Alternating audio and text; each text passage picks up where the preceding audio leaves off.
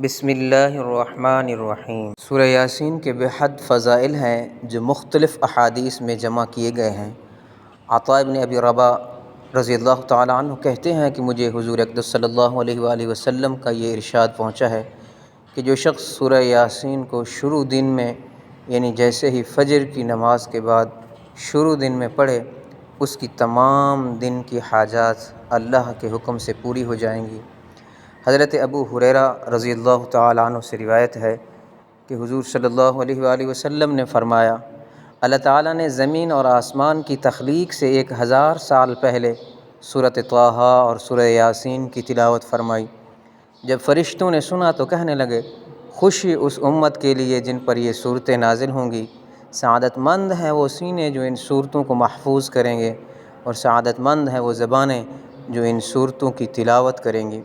حضرت انس رضی اللہ تعالیٰ عنہ سے روایت ہے، نبی کریم صلی اللہ علیہ وآلہ وسلم نے ارشاد فرمایا، ہر شے کا ایک دل ہے اور قرآن کا دل یاسین ہے، جو شخص اسے پڑھتا ہے اللہ تعالیٰ اس کے لیے 10 قرآن کا ثواب لکھتے ہیں۔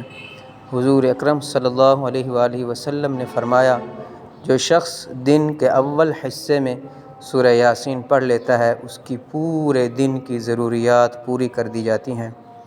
جس شخص کا ہر رات سورہ یاسین پڑھنے کا معمول ہو، پھر وہ شخص اپنے بستر پر مرے، اللہ تعالیٰ اس کو شہداء میں شامل فرمائیں گے۔ جو شخص رات کے وقت سورہ یاسین پڑھ لیتا ہے وہ اس حال میں صبح کرتا ہے کہ اس کے پچھلے تمام صغیرہ گناہ بخش دیے جاتے ہیں۔ بعض روایات میں شب جمعہ میں سورہ یاسین پڑھنے کی بھی فضیلت آئی ہے۔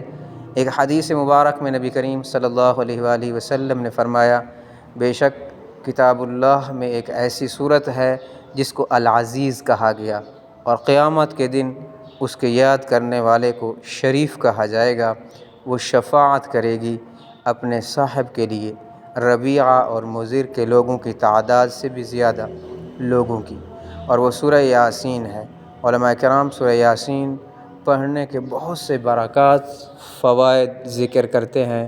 جو شخص سورہ یاسین کی تلاوت بھوک کی حالت میں کرتا ہے وہ سیر ہو جاتا ہے، اور جو راستہ گم ہو جانے کی وجہ سے پڑھتا ہے وہ راستہ پا لیتا ہے۔ جو شخص جانور کے گم ہو جانے کی وجہ سے پڑھے وہ جانور پا لیتا ہے، اور جو کسی شخص کے گم ہو جانے پہ پڑھے انشاءاللہ وہ شخص ملے گا، اور جو ایسی حالت میں پڑھے کہ کھانا کم ہو جانے کا خوف ہو تو وہ کھانا کافی ہو جاتا ہے۔ یعنی اگر کھانے میں مہمان زیادہ آ گئے ہیں، کھانا کم پڑ رہا ہے، تو ایک دفعہ سورہ یاسین پڑھ کر اس کھانے پر دم کر دیں تو انشاءاللہ وہ کھانا تمام مہمانوں کے لیے کافی ہو جائے گا۔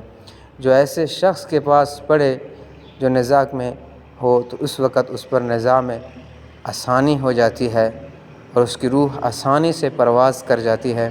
اگر کسی کو رشتے کا مسئلہ درپیش ہو، غیر شادی شدہ پڑھے تو جلد شادی ہو جائے گی، قیدی پڑھے تو رہائی پا لے گا، مقروض پڑھے تو قرض ادا ہو جائے گا، پیاسا پڑھے تو سیراب ہو جائے گا، مسافر پڑھے تو سفر میں آسانی ہوگی۔ حضرت سیدنا ابو جعفر بن محمد بن علی رحمۃ اللہ علیہ فرماتے ہیں، جو شخص اپنے دل میں سختی پائے وہ ایک پیالے میں زعفران سورہ یاسین لکھے پھر اسے پی لے، انشاءاللہ اس کا دل نرم ہوگا۔ حضرت انس رضی اللہ تعالیٰ عنہ سے روایت ہے کہ نبی کریم صلی اللہ علیہ وآلہ وسلم نے فرمایا، اللہ جل جلالہ بوقت دیدار مردوں کو ایک ایک کر کے سلام کرے گا اور اسی طرح عورتوں کو سلام کرے گا، اور ارشاد فرمائے گا کہ میرے دوستوں اور اولیاء کو مرحبا ہو، پھر ان کی مہمان نوازی فرمائے گا، پھر ارشاد ہوگا کہ اے فرشتوں ان کو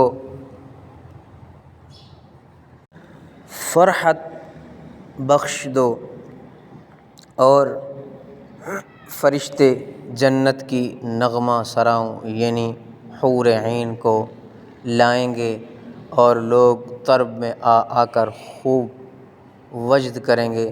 جب انہیں افاقہ ہوگا تو فرشتے عرض کریں گے، اے ہمارے رب، ہم چاہتے ہیں کہ آپ انہیں اپنا کلام سنوائیں۔ خدا تعالیٰ کا ارشاد ہوگا، اے داؤد انہیں ذرا میرا کلام تو سنا دیجئے۔ وہ ممبر پر چڑھ کر زبور میں پڑھیں گے، لوگ طرب میں آ کر وجد کرنے لگیں گے، سارے لوگوں پر وجد طاری ہوگا، پھر افاقہ ہوگا تو ارشاد خداوندی ہوگا کہ اے میرے بندو، تم نے اس سے زیادہ پاکیزہ آواز بھی کبھی سنی ہے؟ وہ عرض کریں گے کہ نہیں اے ہمارے رب۔ خدا تعالیٰ کا ارشاد ہوگا اپنی عزت و جلال کی قسم، میں اب تمہیں اس سے زیادہ پاکیزہ تر آواز سناؤں گا، اے محمد اٹھیے اور ممبر پر چڑھ جائیے اور سورہ طٰہٰ اور یاسین پڑھیے۔ پھر حضرت محمد صلی اللہ علیہ وآلہ وسلم سورہ یاسین کی تلاوت فرمائیں گے۔ حضور صلی اللہ علیہ وآلہ وسلم کی آواز داؤد علیہ السلام کی آواز پر خوبی میں 70 درجے زیادہ ہوگی۔ تو یہ تھے میرے دوستو سورہ یاسین کے فضائل اور برکات۔ اللہ سے دعا ہے کہ اللہ تعالی ہم سب کو سورہ یاسین کی روزانہ تلاوت کرنے کی توفیق عطا فرمائے۔